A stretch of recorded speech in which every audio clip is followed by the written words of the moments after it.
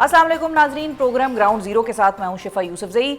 31 जुलाई 9 मई के रगड़े में आ गई पीटीआई। आज सामने आने वाली अहम तरीन खबर और पेशरफ का अहाता इसी एक जुमले में किया जा सकता है कि जब अदालती सजाओं का शिकंजा तहरीक इंसाफ के गिर्द मजीद सख्त होता दिखाई दे रहा है। फैसलाबाद की इंसदाद दहशतगर्दी की अदालत ने आज 9 मई वाक़यात के 3 केसेस में कुल 284 मुलजमान में से 196 मुलजमान को सजाएं सुना दी हैं, जबकि 88 मुलजमान को बरी कर दिया गया है।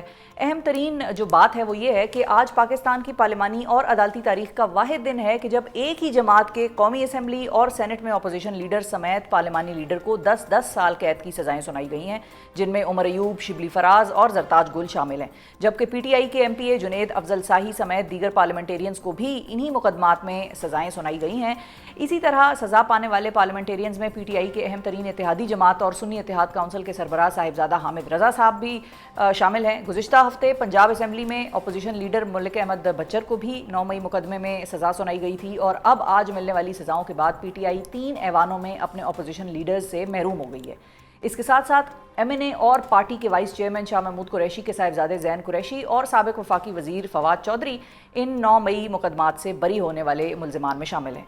अगरचे आज सामने आने वाला सजाओं का ये फैसला गैर मुतवक्के नहीं था, सरप्राइज़ नहीं था, मगर 5 अगस्त को इमरान खान की जेल हिरासत के 2 साल पूरे होने पर पीटीआई एहतजाज से कबल ये पेशरफ्त पार्टी क़यादत के लिए एक बहुत बड़ा झटका है।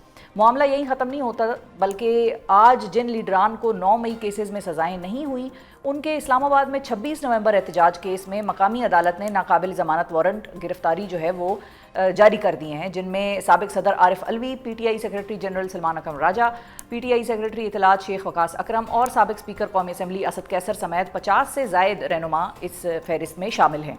इन सजाओं के सामने आने के बाद चेयरमैन पीटीआई गौहर खान ने इन फैसलों को चैलेंज करने का ऐलान कर दिया है और साथ ही ये इंदिया भी दे दिया है कि अब ऐवान में पीटीआई ने रहना है या नहीं, इसका फैसला सियासी कमेटी करेगी।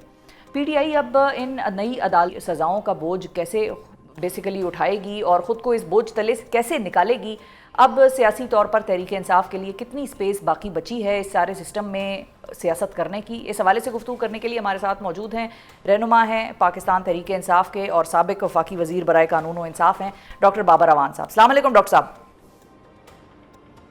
जी वालेकुम अस्सलाम। बहुत शुक्रिया सर, आपने वक्त निकाला। शिफा, सबसे पहले तो ये बताइए कि जो ये फैसले सामने आए हैं, इन पे आपका कानूनी राय, आपका कानूनी टेक क्या है, और साथ ही इसमें ये भी शामिल कर लें कि चीफ जस्टिस पाकिस्तान याहिया अफरीदी साहब ने जो डेडलाइन दी थी 4 माह की, कि 4 माह के अंदर इन 9 मई के ट्रायल्स को भई आप फाइनल करें और इनके फैसले जो हैं वो करें, इस डेडलाइन ने इन ट्रायल्स को या इन फैसलों में क्या किरदार अदा किया है? पहली बात यह है कि ये जो जाली हुकूमत है ये सामने आई है। पीटीआई ना किसी दबाव में आई है, ना पहले थी।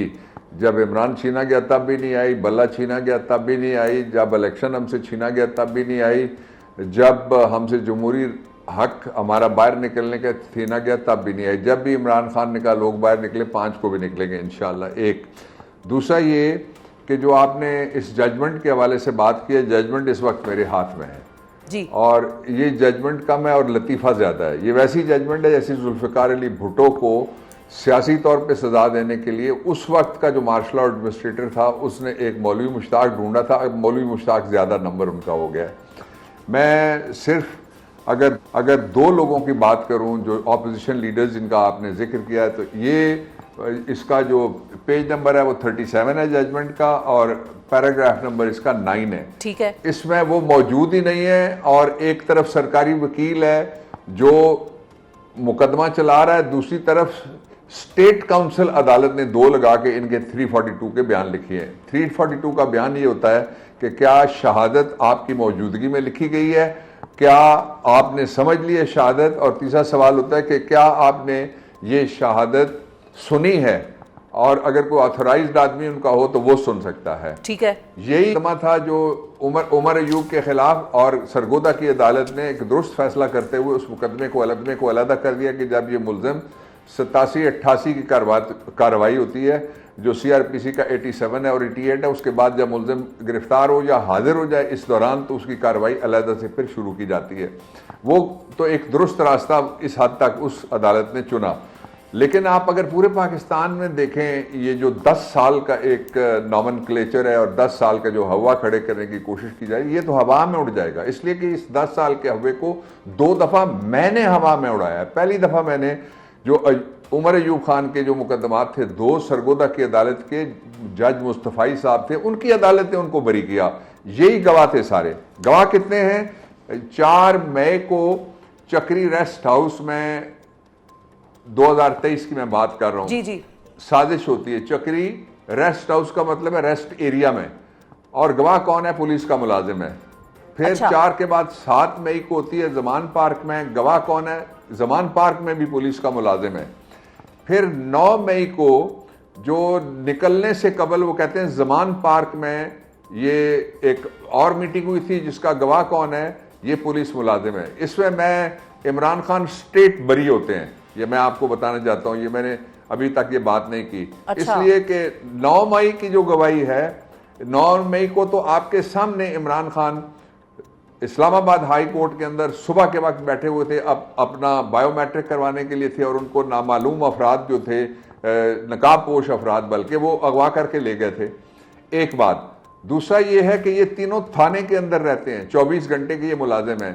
4 तारीख को जो चक्री वाला था वो थाने के अंदर है, लेकिन उसने उस थाने में जाकर रिपोर्ट नहीं करवाई कि मैं एक जगह बैठा हुआ था और उस जगह ये साजिश हुई है और कल कोई बड़ा एक हंगामा होना है। एक इसलिए कि किसी को पता ही नहीं था, ना इसको पता था जो अपनी नौकरी के लिए या इनाम के लिए झूठी गवाही दे रहा है, अल्लाह के यहाँ पकड़ा जाएगा, अवाम भी पकड़ेंगे सबको जो झूठ बोल रहे हैं।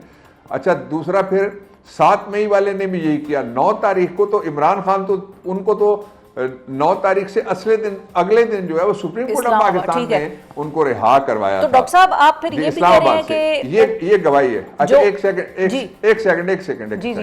सेकंड, 105 दिन तक ये गवाह खामोश रहे। मई में इन्होंने कोई रिपोर्ट नहीं करवाई। 9 मई के पर्चे होते हैं 9 और 10 को, उनमें इनका कोई नाम नहीं है, साजिश का कोई जिक्र नहीं है जिसमें ये सजाएं हो रही है। मैं जरा इनको उड़ाना चाहता हूं हवा में। दूसरा इसका जो पहलू है वो ये है कि मई में नहीं बोले, जून में नहीं बोले, जुलाई नहीं बोले, अगस्त में 105 दिन के बाद इन झूठे गवाहों को गढ़ा गया। और इसका जो दूसरा पहलू है वो ये है कि ये इनका जो बयान रिकॉर्ड हुआ है वो 24 अगस्त 2023 को हुआ है और इनका किसी FIR में जिक्र नहीं है। इस शहादत के ऊपर सजा क्या? इन सबको नौकरी से फारिग करना चाहिए कि अगर तुमने कुछ सुना था तो तुम किस चीज की तनख्वाह लेते हो और हर्फ तुमने किस चीज का दिया हुआ है कौम को कि मैं आपको हर वक्त आपकी मैं रखवाली करूंगा। तो ये रखवाला जो था ये सोया रहा 105 दिन। ये सारी जिस तरह से पॉलिटिकल इंजीनियरिंग की जा रही है, जिसका हवाला आप दे रही थी कि जी सीटें खाली हो रही हैं, उनसे हमें कोई फर्क नहीं पड़ता, इसलिए कि हमारी कौन सी गवर्नमेंट है, सीटें अगर कम हुई हैं। मैं आखिरी बात इस पर यह कहता हूं कि ना डिस्क्वालीफाई होगा उमर अयूब, ना डिस्क्वालीफाई होगा साहबजादा हामिद रजा, ना डिस्क्वालीफाई होगा शिबली अहमद फराज, इसलिए कि ये जजमेंट है, इसकी जो अपील आएगी that is continuation of the trial. ठीक है। और हमने मशवरा शुरू किया हुआ है इंशाअल्लाह उल अजीज। ये जजमेंट दूसरी हमने उड़ाई थी, आपको याद है 1 महीना पहले मैं वकील था, उसमें 9 मई की सजा 10 साल हुई थी, इस्लामाबाद हाई कोर्ट ने उड़ा दी है। ये सब झूठ है। तो डॉक्टर साहब ठीक है, वो तो हम हुकूमत में रहना है नहीं रहना, अब तो वही एक डिबेट चल पड़ी है, गौर साहब ने जिस तरह से कहा उस पर मैं आती हूँ। लेकिन पहले केस के हवाले से आपने एक और बड़ी अहम बात की है, वो तो आपने लकूनास तो बड़े अच्छे आइडेंटिफाई कर दिए, बिल्कुल एक माहिर कानूनदान की तरह आपने लोगों को समझा दिया है। लेकिन जो आपने बात उमर अयूब साहब के हवाले से की है, क्या आप उनकी 2 मुकदमों में बरियत करा चुके हैं जिनमें कि इनको सजा हो गई है? जी, मियां वाली के वो भी केस थे जिनमें वो बरी हुए। अच्छा, ये जज लाए क्यों गए? जो जज मुस्तफाई साहब थे उनकी अदालत पे एक दिन रात को वो अंदर ही रहते थे, वो बड़े फकीर आदमी थे, मेरी उनसे कोई मुलाकात नहीं है इससे पहले ना उसके बाद हुई है।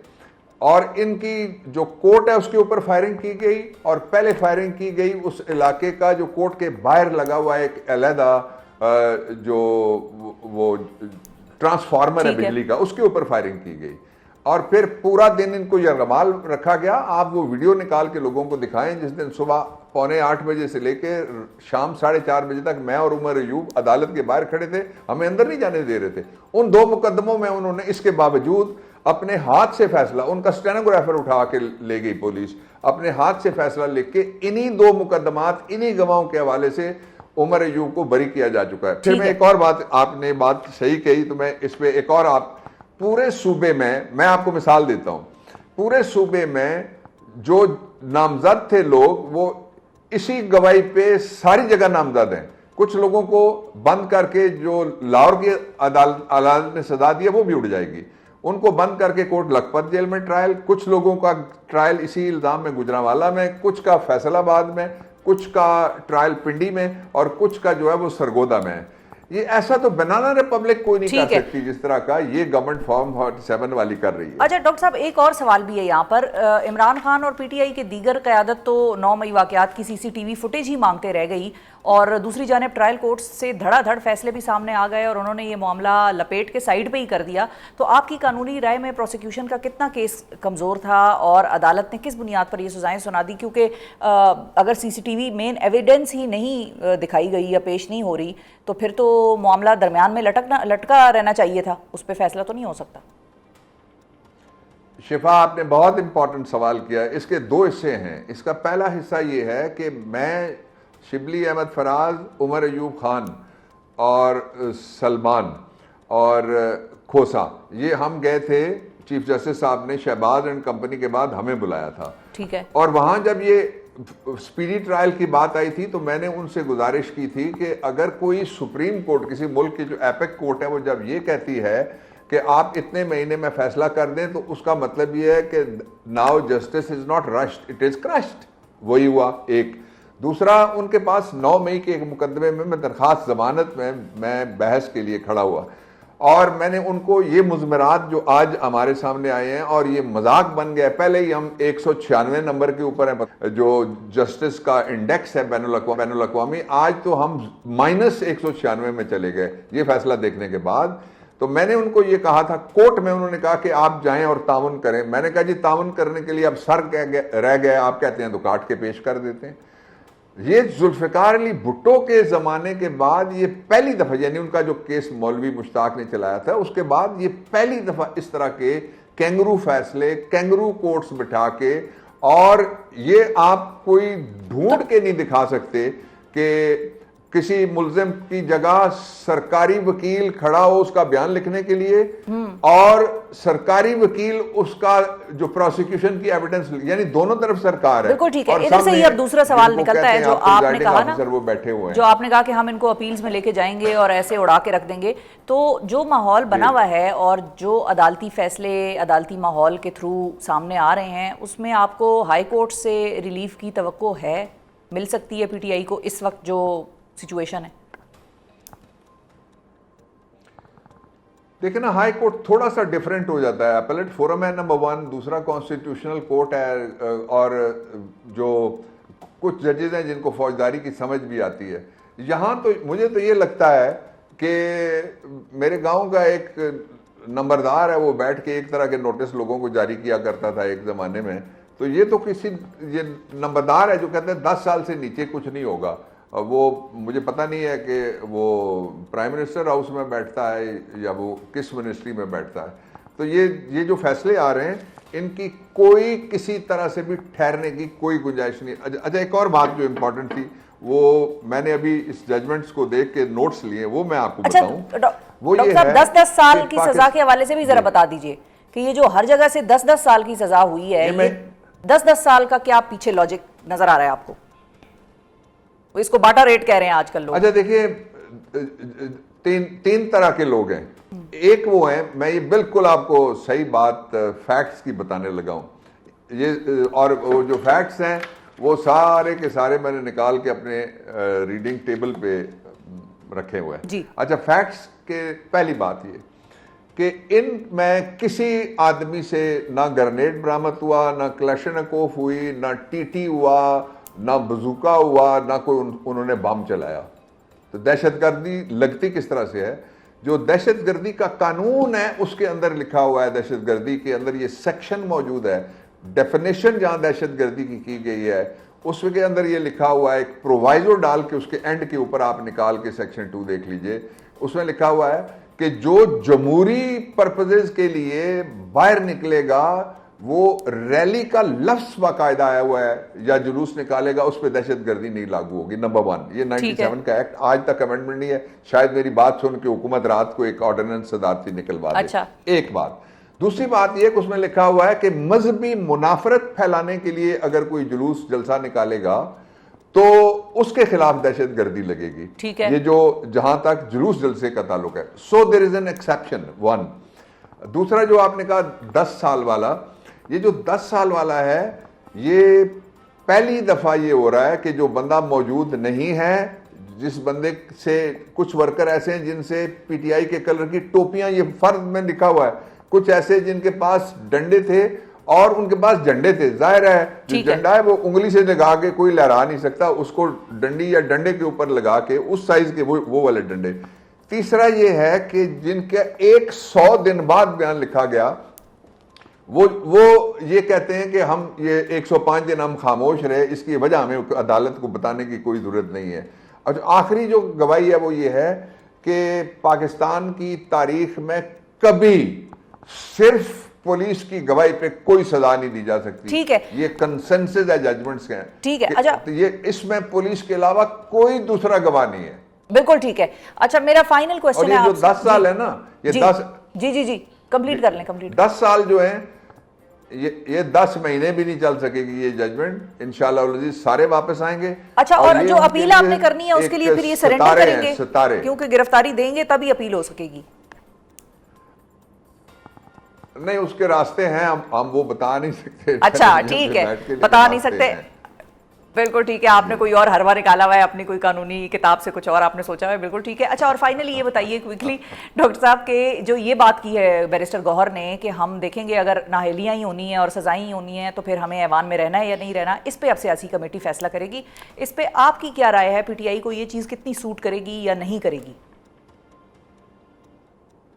इसका फैसला इमरान खान करेंगे। पहली बात तो ये कि कहाँ रहना है कहाँ नहीं रहना, उन तक रसाई कोई ना कोई वकील जाएगा, वो हतमी फैसला जो भी है पार्टी का वो करते हैं। इसलिए कि बाकी जो आपका उनको मशवरा क्या होगा? आर्जी इंतजाम है। इमरान खान अब हमारे लीडर हैं।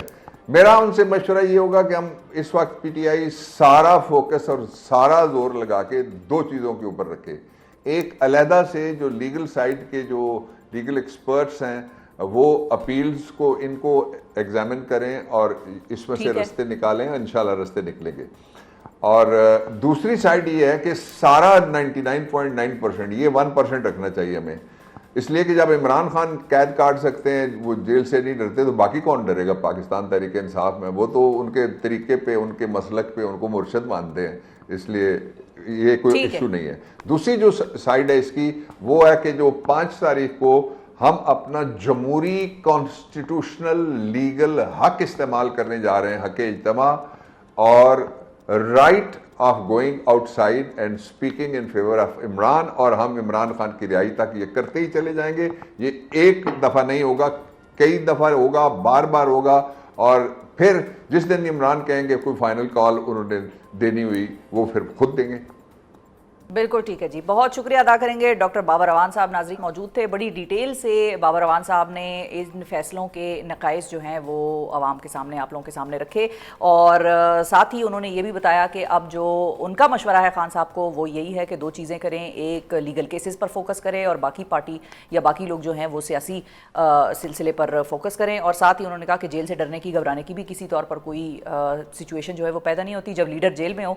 और उन्होंने एक चीज़ जो नहीं बताई और वो बड़ी मानी खेज है कि अपील्स में जाने के लिए क्या सरेंडर करना ज़रूरी है या नहीं है, और क्या इसके अलावा कोई और तरीका है। सो उस चीज़ को उन्होंने जिसको कहते हैं ना कि राज में रखा है, सीगा है राज में, तो वो अब आने वाले वक्त के साथ साथ देखेंगे कि वो क्या प्लान बनाती हैं इनकी लीगल टीम। प्रोग्राम के इस हिस्से में हम आज पीटीआई की सियासी और पार्लिमानी क़यादत को 9 मई केसेस में होने वाली सज़ाओं के कानूनी असरात और जिस अदालती माहौल में ये सज़ाएँ सुनाई गई हैं उस पर गौर करेंगे कि आखिर अदालती सज़ाओं का मौजूदा रेला पीटीआई से कैसे और क्यों टकराया है और इसके नतीजे में निज़ाम अदल पर अब क्या सवाल उठ रहे हैं। इस हवाले से गुफ्तगू करने के लिए हमारे साथ मौजूद हैं एक्सप्रेस ट्रिब्यून से वाबस्ता सीनियर कोर्ट रिपोर्टर हैं हसनात मलिक साहब। अस्सलाम वालेकुम हसनात साहब। वालेकुम सलाम। बहुत शुक्रिया हसनात, आपने वक्त निकाला।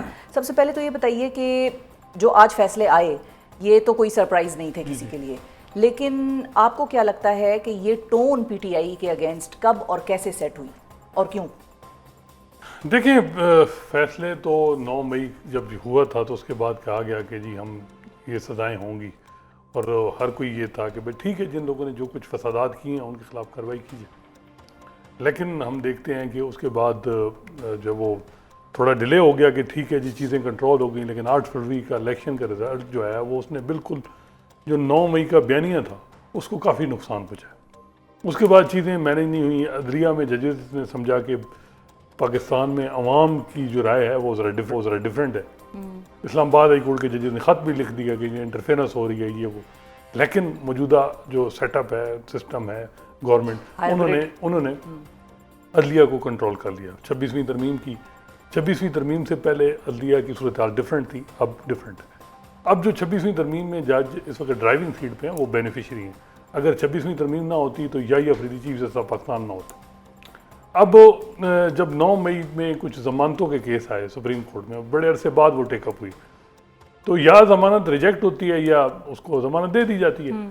याही अफरीदी साहब ने कहा जी कि नहीं, वो ऐसा करते हैं कि ट्रायल जल्दी कंक्लूड करवा लेते हैं। 4 महीने की डायरेक्शन दे दी सारे ATC जजेस को कि जी, और फिर हाई कोर्ट के चीफ जस्टिस को भी कहा कि वो भी मॉनिटर करेंगे। अब PTI ने उसको, सीधी बात है, उस तरह सीरियस नहीं लिया। ये समझते रहे कि जी 35,000 अक्यूज हैं, कैसे सजाएं होंगी और ये वो। तो बसात बिछ चुकी थी जब याही अफरीदी साहब ने वो 4 महीने का टाइम दे दिया। बिल्कुल वो टाइम दे दिया, और उस टाइम के मुताबिक आप देखेंगे अब ये 200 से ज़ायद जो PTI के वर्कर भी हैं, लीडर भी, पार्लियामेंटेरियन कन्विक्ट हो चुके हैं।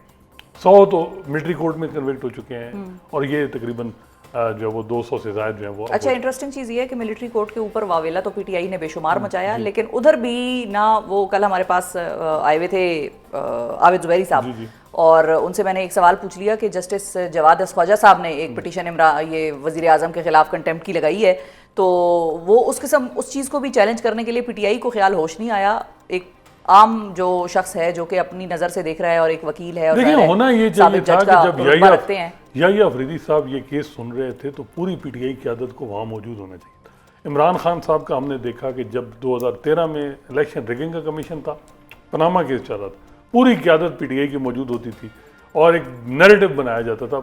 लीगल उनको पता था कि पॉलिटिकल स्ट्रेटजी, मीडिया स्ट्रेटजी कितनी ज़रूरी। यहाँ केस इंपॉर्टेंट चलते रहे, कोई PTI का सीनियर लीडर मौजूद नहीं होता था। ये चाहे रिजर्व सीट का केस है, चाहे मिलिट्री कोर्ट का केस है, चाहे ये केसेस हैं। अब जब याही अफरीदी साहब 4 महीने की डायरेक्शन दे रहे थे, उन सबको ये बात करनी चाहिए थी कि जी हमें ड्यू प्रोसेस, फेयरनेस के तकाजे पूरे हो, ठीक है, वो तो होने चाहिए ना। उसका आप कैसे इंश्योर करेंगे? उन्होंने लिख तो दिया, इन्होंने एक वकील थे समीर खोसा, उन्होंने बात की, उन्होंने कहा जी ठीक है लिख देते हैं। अब जब नहीं हो रहे थे तो वो जो डेडलाइन का ऑर्डर था उसको चैलेंज करना चाहिए, फिर बात करनी चाहिए।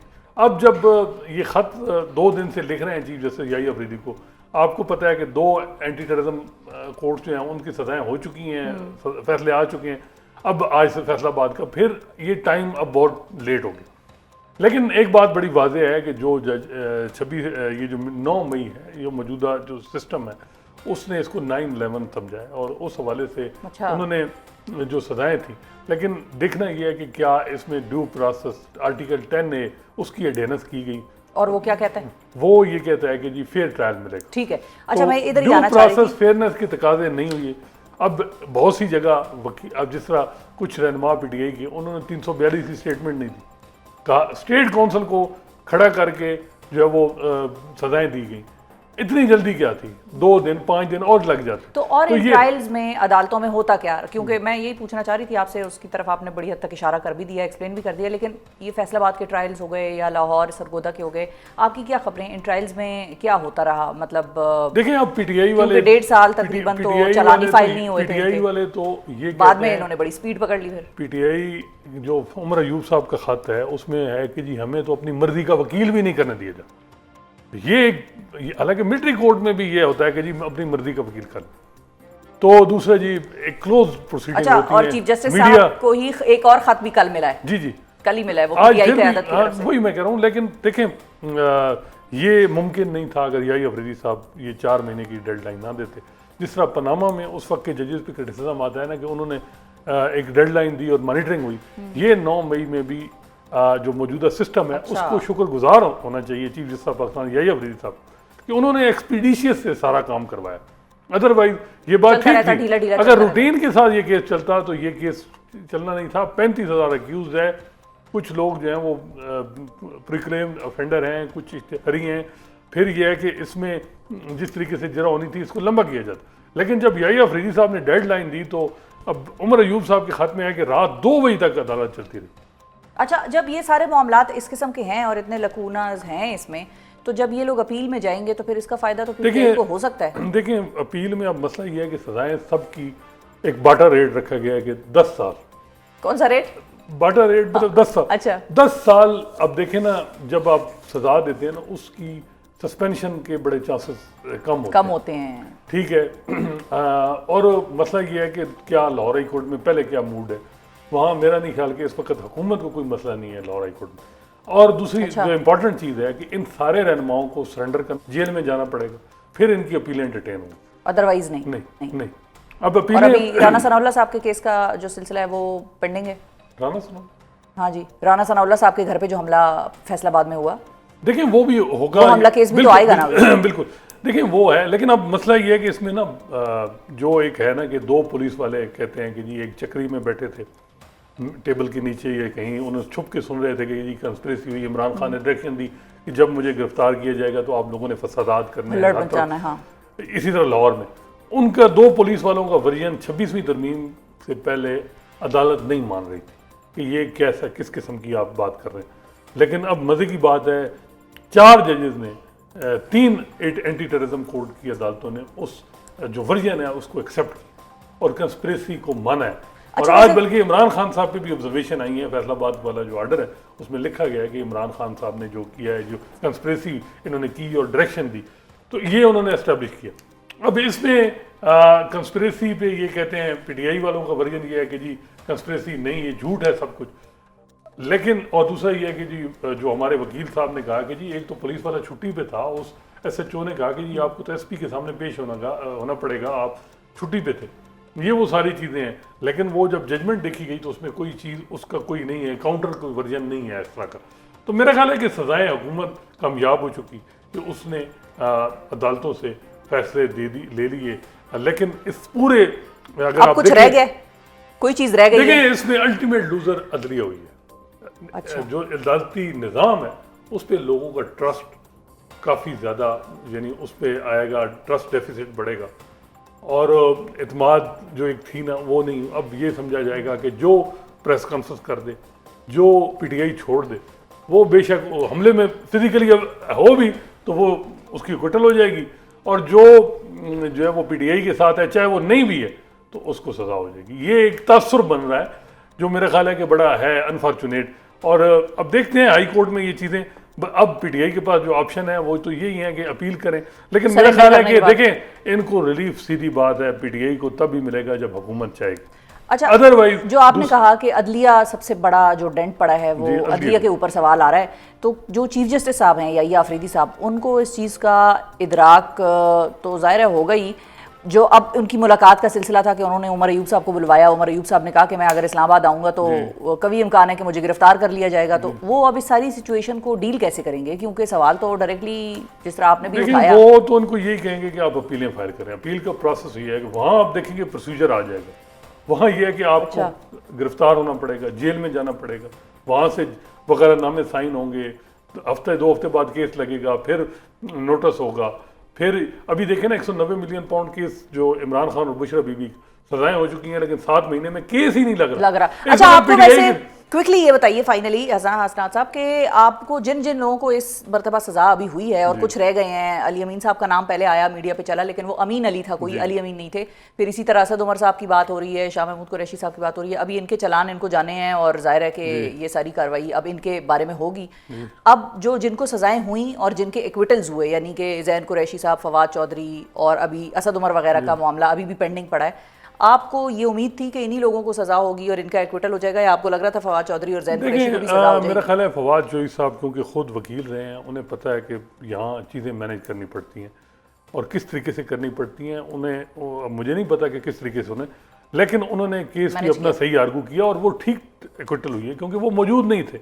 और ये साबित हुआ है कि जी वो उस वक्त मौजूद नहीं थे। जज साहब ने भी कहा कि उनकी प्रेजेंस डाउटफुल। अब आगे क्या होगा जब शाह महमूद और असद उमर और अली अमीन के नाम देखिए ये अब देखना है कि क्या। और दूसरी बात यह कि अब GHQ हमला केस में भी फवाद चौधरी यानी अक्यूज ने, और कि शाह महमूद कुरैशी साहब भी लाहौर में एक और के मुकदमे में भी हैं, लेकिन मेरा ख्याल है इनको सज़ाएँ नहीं होंगी। सज़ा अब मेरा ख्याल है कि जो वाज़ेह हो गया है कि जो इस वक्त PTI की पॉलिसी के साथ है वो ज़्यादातर वही लोग। अली अमीन तो मेरा ख्याल है कि जितना उसने सिस्टम को सपोर्ट किया है उनको सज़ा नहीं होनी चाहिए। अच्छा। मेरे ख्याल में तो उन्होंने कोई ऐसी चीज़ नहीं की कि मौजूदा सेंटर को या पावरफुल सर्कल को किसी मामले में नाराज किया। वो महीने में एक आध उनकी तकरीर होती है 2 मिनट की, और बड़ा वो सोशल मीडिया पे वायरल होती है कि जी बड़ा सख्त सवालात किए, लेकिन अगले दिन फिर वो उनके मामला ठीक हो जाते हैं या जो भी। लेकिन मेरा ख्याल है कि अली अमीन को नहीं, कोई नहीं कुछ छेड़ेगा कोई भी। बहुत शुक्रिया अदा करेंगे हसनात मलिक साहब नाजरीन हमारे साथ मौजूद, सियासी सहाफ़ती और जो एक वकीली नुमा एक तज्जिया था वो भी दे रहे थे, क्योंकि एक तवील अरसे से कोर्ट्स को कवर कर रहे हैं, कोर्ट्स की सारी कार्रवाई को मॉनिटर करते हैं, देखते हैं और उस पर लिखते हैं। देखते हैं कि अब आने वाले वक्तों में क्या होता है। और हम ये रिकॉर्ड पर आ गई है हसनात साहब की भी जो प्रेडिक्शंस हैं अली अमीन साहब के हवाले से या दीगर रहनुमाओं के हवाले से। वक्त बताएगा कि इनका क्या बनता है। प्रोग्राम के आखिर में जिक्र पाक अमरीका ताल्लुकात के तनाजुर में गुज़िश्ता शब डोनाल्ड ट्रंप की जानिब से पाकिस्तान के साथ तिजारती डील फाइनल होने के ऐलान का और उसके पाक अमरीका ताल्लुकात पर असरात का, जिस पर बात करने के लिए हमारे साथ मौजूद हैं अमरीका में पाकिस्तान के साबिक सफ़ीर एजाज चौधरी साहब। अस्सलाम वालेकुम चौधरी साहब, बहुत शुक्रिया सर आपने वक्त निकाला। सबसे पहले तो ये बताइए कि ये जो ताल्लुकात का एक रीसेट किस्म की चीज़ हमें देखने को मिल रही है, ये आप बताएंगे कि रीसेट हुआ है या नहीं हुआ पाक अमरीका ताल्लुकात के हवाले से, या अभी भी आपको लगता है कि there is many slips between the cup and the lips? Reset तो मैं नहीं कहूँगा इसको। उसकी वजह ये है कि जो उनका स्ट्रेटेजिक कैलकुलस है अमेरिका का इस एरिया में, वो अभी भी चीन के साथ उनके कंपटीशन के इर्द गिर्द है, उसमें हिंदुस्तान इनका पार्टनर है। इस वक्त जो पाकिस्तान के साथ जो ज़ाहिरन नवाजिशात नज़र आ रही हैं, वो मेरे ख्याल में बड़ी हद तक भारत को एक पैगाम अमेरिका दे रहा है कि आपने हमसे इतनी माली अस्करी इमदाद ली और उसके बाद आप रूस के साथ भी पूरा सिलसिले चला रहे हैं, उनका तेल भी खरीद रहे हैं, आगे बेच रहे हैं, उनके S-400 भी खरीद रहे हैं, चीन के साथ भी आप तजारत सरमायाकारी सब कुछ करी जा रहे हैं। और इस वजह से उनको थोड़ा सा इस बात का है कि भाई ये हिंदुस्तान दोनों तरफ खेल रहा है क्रिकेट के। दूसरा, उनको ये इस बात का अंदाज़ा हो रहा था कि हिंदुस्तान बावजूद इसके कि वो उसको नेट सिक्योरिटी प्रोवाइडर बनाना चाहते थे इस खित्ते का, वो तो पाकिस्तान के खिलाफ नहीं लड़ सका तो चीन के खिलाफ क्या लड़ेगा। और तीसरी जो चीज़ मुझे नज़र आ रही है उनको पैगाम देने की, वो ये कि कुछ हिंदुस्तान की क़यादत की तरफ से एक बड़ा मगरूर किस्म का अंदाज आ गया था यूरोप के बारे में, अमेरिका के बारे में भी। तो मेरा ख्याल है वो भी थोड़ा इनको वो मैसेज देना चाहते थे कि हमारे पास तो बड़ी ऑप्शंस हैं, हम पाकिस्तान के साथ भी कर सकते हैं। तो इस वजह से मुझे नहीं समझता कि पाकिस्तान के साथ कोई बहुत एकदम से मोहब्बत जाग उठी है। अच्छा, मेरे ख्याल में ये हिंदुस्तान को कुछ पैगाम दिया जा रहा है कि हमारे पास ये ऑप्शन भी हो सकती है और आपके लिए हम मुश्किलात खड़ी कर सकते हैं।